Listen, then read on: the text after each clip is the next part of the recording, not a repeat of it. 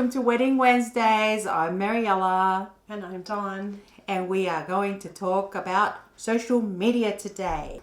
So, Mariela, what is your opinion on the illusion of social media dependency? Ooh, I have a lot of feelings on that one. Yeah. I used to give a shit a lot. I used to give a shit on how my Instagram especially performed and all my posts performed, and I would stress out and I would go boost a post and get unsatisfactory results. Yeah. I'd paid for ads and get somewhat, and to be honest, it never really was my spot to sell, although I did get a handful now and then of people wanting services. So as far as social media and independency, I did depend on it for a while, to showcase my stuff. But as far as selling, I don't think I really was that kind of photographer who depended on it for sales. Right. I honestly only got a handful of people asking me for my prices and my rates, and they were just shoppers. Yeah. That's all they ever were. I never had single.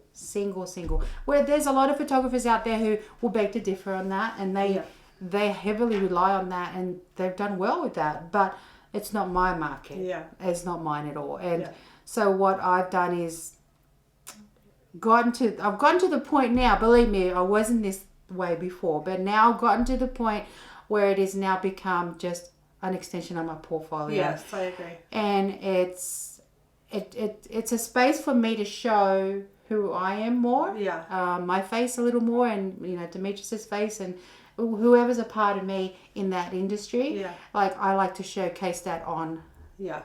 No, and you've given us tips just today on playing up more the mother-daughter part of our business, because that's your brand. Yeah, and that's what we're really about deep down. It's not, it's not false at all. Yeah. So websites and what we were saying earlier too, off camera, we were discussing how it's not.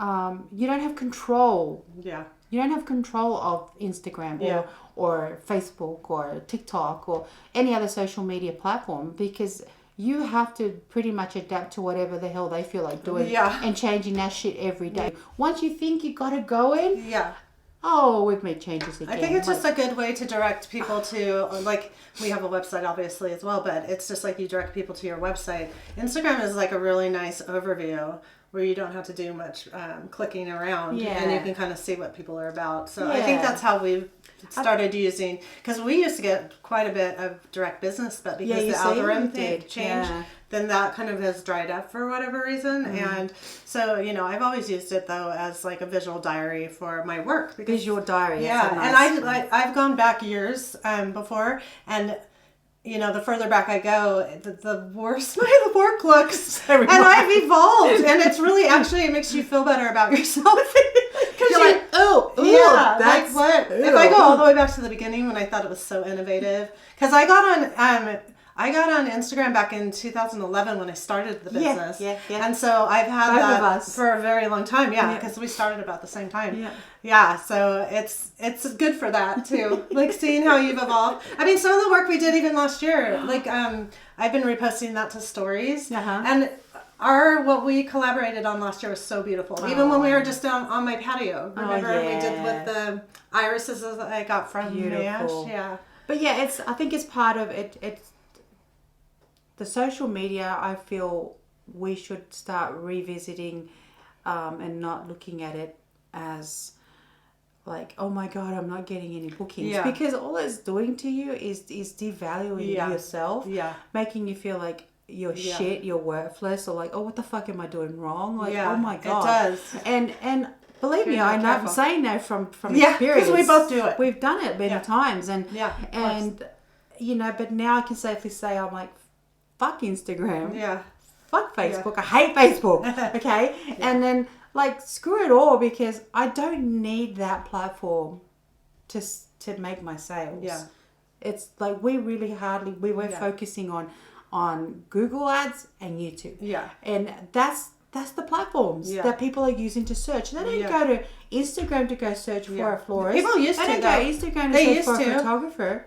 People used now to. They don't. Yeah, I feel like now we're not getting that same. That's what I'm saying. Like we're not getting direct business from it, and it's the change in the algorithm and how people are choosing to use it. So yeah, I think it's just a multi. You still have to have it, just like you still have to have a website. Yeah, we sell directly our daily portfolio. flowers from our website, so we definitely need it. But even if you don't do daily orders like we do, you still need a website.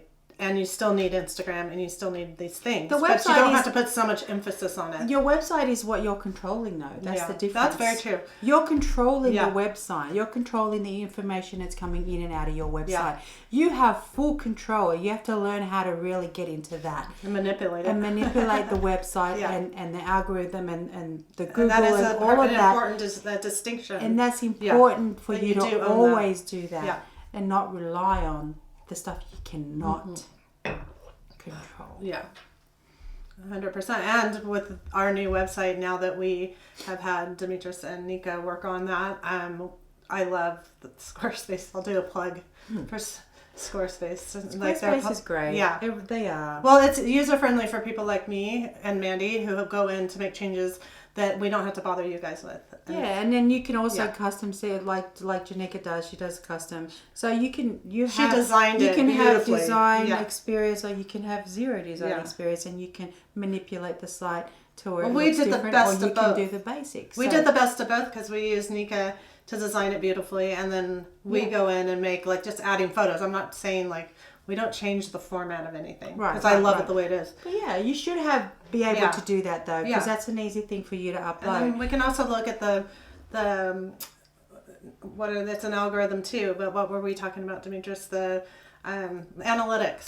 Oh yes, because it shows you your visitors and all of that more in depth. Yeah, I've learned a lot. How much time they spend, what's your most popular topic on your site. So yeah, you can do all that, but you can't really go in too much depth as far as your social media goes. And again, that person can go in and, social media will just go in and change how shit works, and you have to relearn it again. So it's honestly, it's not something you should be concentrating on. Yeah. Or to make you feel like you're not good enough. But again, let's iterate on what I'm trying to say is the extension of your portfolio. Yeah. So, yes, you want to show off your most recent work there. Also show off your brand and all of that. And people will go to that, I feel, more just to see if you're active. Mm-hmm. Oh, yeah. Don't we do that? Because the website, we learn about someone new, doesn't we go showcase right to that. there. Yeah. Right. So it could have been on there for 5 years. People want to see if you're active, and that's where they'll go. Okay, what's this person doing now? Yeah, you know what I mean. It's very so good that's point. where I feel like it's important for that. Very good point. But I don't know. Yeah, like I said, people would beg to differ because some have gotten really successful using it as a sales platform. But I feel like TikTok, on the other hand, that's a great sales platform. But not for photography. Again, I only post I think there it's only because for it's another platform. tangible. For tangible sales, like TikTok Shop. Oh my God, I don't know how many people I know that love shopping on TikTok Shop. But it's a tangible item. I don't even know what TikTok Shop is. I'm a service person, so it's just harder for me to sell on that kind of platform. And we're definitely localized for our daily orders, so it has to be within a certain mile radius to deliver daily. So again, it just depends on what your product or service your vendor is and whatnot. Yeah, agreed. So another important point is that with platforms like TikTok, where people are monetizing that, and that's pretty much their whole empire, is there. Then recently it was almost taken away, and people people were like crying. Well, I would if that were my business. It was devastating. Yeah, so that's a lack of control. Yeah, that's the control we're talking about. Lack of control. So you have just no wanted control. to touch on that real quick. The next day it'd be like gone. Yeah, and then you don't have a backup plan. So therefore, that's why you should always have your website. Yeah. So, for example, you redid the website with us, right? Yeah. But you're as a florist, most florists, you do orders through Bloom Nation, right? So you had all your stuff going through there, but again, we used to. Well, that's what I'm saying. You had, and then you went and backed yourself up, and now you do your orders through like your own site, and you control that, and you still have some of them. That helps your SEO too, right? So because all they're of that, on your site longer. She has control of it. So if Bloom Nation decides to like fold in tomorrow or whatever, or screw up something, at least you've got your backup. Yeah. So people need to think, you know, outside the box, and not just settle for what these big companies are giving you. Like you're a small business, you need to look out for you. They're not looking out for you. Yeah, they're not. They're not. It's all about clicks. The reach for social media has changed immensely. Yeah, sure. Like I know that a few years ago, like the way that when I would post, like for example, my carousels, they would get really good reach, and I'd get a lot of people watching it and comments and that. And now I notice, I think I stopped posting carousels for a while, and then I posted one recently, and my reach is ridiculously like, hello. Yeah. Why is no one seeing this? Yeah. And it's changed dramatically. And then I've noticed too, when I put, obviously they say videos are like the way to do it because the algorithms changed. So, you know, experimenting, I've put up like freaking, what is it, a 5-second video, which did amazing. I got thousands of views and likes and on that one. Then I put up a freaking 2-minute video. Yeah. I got like 20 likes. I'm like, what the? What's going on? It's the same kind of content, bitches. Yeah, I think that's why I like the videos on Instagram, because at least the views on ours are high. You know, but it's because the attention span is different though. It's true. And then so the outreach of how the algorithms worked and how and the difference between 2 years ago to now. Yeah, it's very different. It's crazy. It's changed. Yeah, and I think one thing that's really important about the wedding industry in particular is that we need to be reaching very localized people. I mean, we do travel some. I mean, we're Southern California and beyond, travel a lot. Which is true. But you still have to like be able to specify certain areas that you go to, because you're not going to go to New York City unless you're paid for that, right? Well, of course. But I'm just saying, like, you have to be pretty localized. And it's not like your average t-shirt company that can sell anywhere in the world. Do you know what I mean? So our reach is really important. It is. It's important. Especially. Everybody's Especially. But we need it to be more local then. Yeah. For you, mainly too, I feel, because you have like a shop that's local. Whereas for me, I'm a traveling photographer. Yeah. So for me, it's always been that battle of trying to home in and not be so basically like, I go to... you know, Southern California. Like, hello, there's so many cities. But I cover a lot of those many cities. Right? So, like, shit, what do I do to try to get to that audience? Yeah. But that's why I don't rely on social media. And that goes all the way back, right back to my website and my blogs and all my landing pages. So I feel like the social media and the platforms, we should use them to personalize ourselves and make us, like... make us more seen. Yeah. Like I mentioned earlier, like people want to see what we're up to, but at the same time they want to see us. Yeah. And I've noticed that because with the posts that I've put up of myself, or if I'm in it, even if it's a BTS video, or I put up something with my husband, or I put something up with my daughter Nika, like I get so much more. Yeah. And they are involved in the business. I think they're all part of the business. Like she's the BTS. Talk about an empire. Yeah, we have an empire. You guys have my son does the Super 8, and so does Demetrius. But video, photography, behind the scenes, like BTS creation, website, graphic design. We do it all. Life advice. Oh, we try. We'll just advise what we know, okay? But at the same time, it's like, personalizing ourselves. Like I said it to you, like. Mother and daughter. Yeah. We need to see that. That was people just today. They suggested, both Demetrius and Mariela suggested that we do more of that. Because we're shy in front of the camera. And I know you are too. And it's really hard to put yourself out there. It is. This is like huge for us, right? It's really huge. But people like the process. We'll look back at these and be like, cringe. Yeah. Oh God, don't say that. Oh my gosh. Our advice is like personalize it. So, as far as the photography goes, like I'm the brand. As far as the florist goes, you and Mandy are the brand. Yeah. You guys are the creatives behind those flowers. So you're the brand. You're creating that stuff. Yeah. So if you've got a little small business, like we totally urge you to go in and put yourself more out there. Yeah. It's hard. And it doesn't. Well, and you also suggested that it doesn't all have to be us in. Yeah, you don't have to be like this, like we're doing, but just showing some little even snippets your hands, of yourself, like creating or your voice. Going to your wholesaler or your talking, right? Yeah, or maybe your consultations or site visits or things like that. Yeah, just small things, you know. Just incorporate that and show people how things are done prior. Behind the scenes. Yeah. I think it's important. Yeah, I really do. Agree. And I was just giving that advice, so you can say we're always learning. We are. Yeah, 100%. Never to go into this thinking you know everything. I don't. And it's constantly changing, not just social media, but the industry as a whole, the world. So going back on website, you know, I want to pin and home into the fact that I feel that we should always rely on our own. And back in the old days, we used to when we met, let's go back to that time, okay? Yeah. When we met, back in 2010 or whatever it was, or even earlier, and we had a connection, and we built a relationship, and we've become really good friends. We did lots of photo shoots together. From professionalism, we've become really good friends. Yeah, it's my bestie. Yeah. Okay, but we did so much work together, and we feed off each other.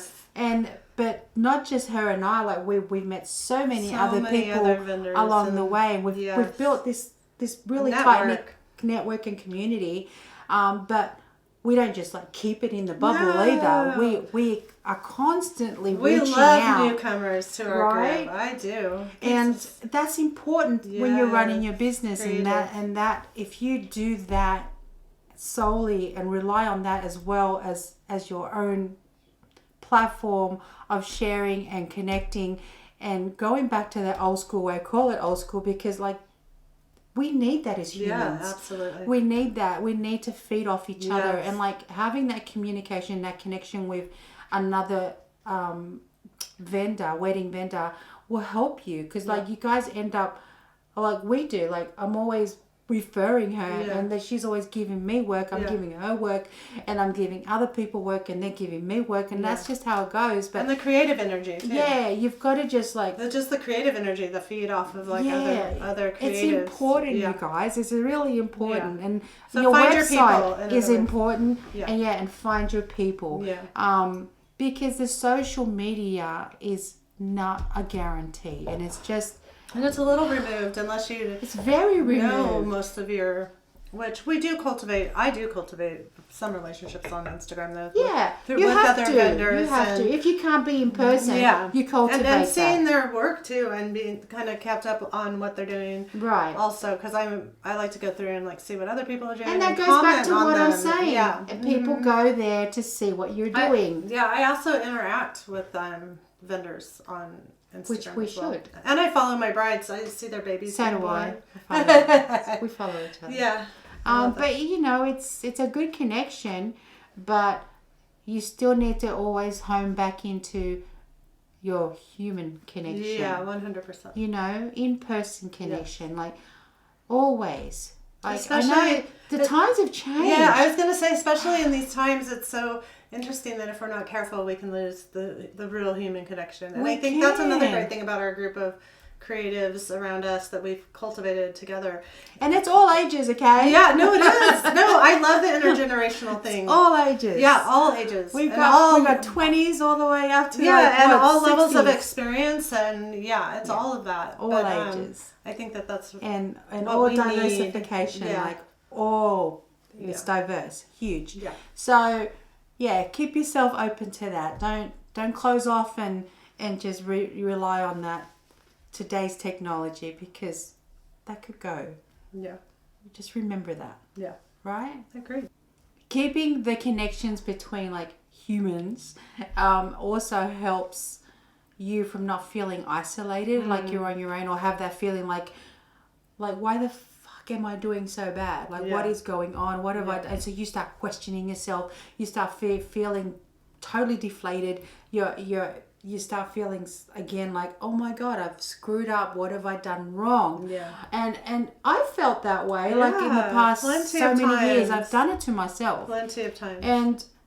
But keeping that connection with the other wedding vendors and speaking to them freely, like, hey, be honest with me. Being honest. How's it going? Yeah. Like, and like feeding and then learning from all these people that we've spoken to. And it creates a natural sense of community. I'm like sitting there going, it's not just me. No, that's 100% true. That's how I felt. And I know that we've spoken to a few wedding venues, and they pretty much felt the same way. They're like, oh, so it's not just me. And we're like, no, it's not just you. Yeah. And that's what I feel. And then you can also talk about things social media does. It isolates you. Yeah. That's so true. And I think that that's important, is to be able to, I keep my finger on the pulse of what's going on in the industry through friends that are florists, my wholesale rep, the industry, the people who are selling stuff to you and who you have to what have are those they seeing in with. terms of like, because right now we're discussing economic trends, and it's kind of volatile right now and as we speak. And so knowing that this is just kind of what the industry is doing right now, it helps me relax a little bit, because it just means we have to write it out. Right. And there's just creative ways to do it, just like we did through COVID. Right. So yeah. But we need to step it up a notch and do Google advertising, because I just learned about that today. So thoughts on that? Yeah, thoughts on Google advertising. Yeah. I feel like it's one of those balancing act, like, if you spend all that time trying to freaking hustle some shit up in Instagram, Facebook and TikTok and Pinterest, and all those hours that you're putting in trying to, I've got this and whatever, and building these ads and whatnot and boosting that and doing that, it's a lot of time. Yeah, it is a lot of time. But if you spend like an hour creating a Google ad, putting aside, start at $5 a day, right? Yeah. $5 a day. Yeah. For a month. Test it out. And it does it for you. Yeah. You don't have to sit there all the time. It's working in the background. It's just that initial setup, and then it'll start working for you in the background. Yeah. Like, that's what we've been concentrating on, and it works. And there's tricks there too that I'm learning from you guys. Of what are those tricks? The tricks of making sure that your ads are effective. I think that's a really important point to that. It's just like any kind of advertising. You want to make sure it's working for you. Yeah. And we're learning some new tricks that is going to hopefully make our ads more effective. It will. Yeah. It will. Not hopefully. It will. Well, and measurable. That's my biggest thing, is I want it to be measurable. So I'm sticking to some specific keywords, and then also in this case, we're going to advertise like for memorials and sympathies, and not do the weddings this time around or the daily deliveries, and then I'll be able to see if there's a spike in sales. Right. So so you've got to, test the waters here and there. Yeah. You might sit there like, that's too much work, but think about it. How much time are you really spending on your socials and not getting shit from it? Yeah. This time you're actually going to spend something and get something from it. Yeah, it's going to cost you, but how many times have you boosted a post or spent an ad, whatever, on socials or Pinterest or Facebook and time is money too. What is it giving you? Like, sit back and ask yourself, be real with it, Honestly, I think Google ads are the shit. Yeah, they do so much for you. Yeah, and I noticed these past few months, I think January and it was half of December and all of January. I didn't post once to social media, and my accounts grew at the same exact rate, and so like my following. So it was interesting that so nothing changed, right? But there was no more interaction, not on the post, but I'm saying like no more direct leads came in than before, right? So it's like so I'm talking about less. There was nothing like spikes. So that was very measurable to me. Was seeing that. Me not posting, not that people are waiting with bated breath to see what I do next or anything like that, but it certainly didn't change my direct lead situation. Right. So, I know, like I said, you've got to find what works for you, but your specific don't like dismiss the Google ads. Honestly, don't do it. And you got to spend to make. Yeah, and money. Here I'm doing an experiment now from what I learned from you guys. So we'll check back with the podcast to like what I discover, because you may as well learn from. Yeah, might as well. That way you guys. So we'll see if it's measurable in 30 days. We'll have to like start from the time. That you begin it. Because I've got to do my ad. I've had some Google ads denied, which that could be a whole nother thing. But once I get them up and running, we'll do the 30-day mark from there, and then I'll do one too. Yeah, we'll both report back so that we can give you stats. Yeah, and then also we'll be learning in the process too. So it'll be like learning in real time. Let's wrap up. Yeah. Thank you for watching and having your coffee with us. Hopefully. And stay tuned for our next one, and we're excited to grow with you and hope you follow us and subscribe to our channel. And you'll find me at marielacampbell.com. And me at natureofthings.net. Easy. Bye.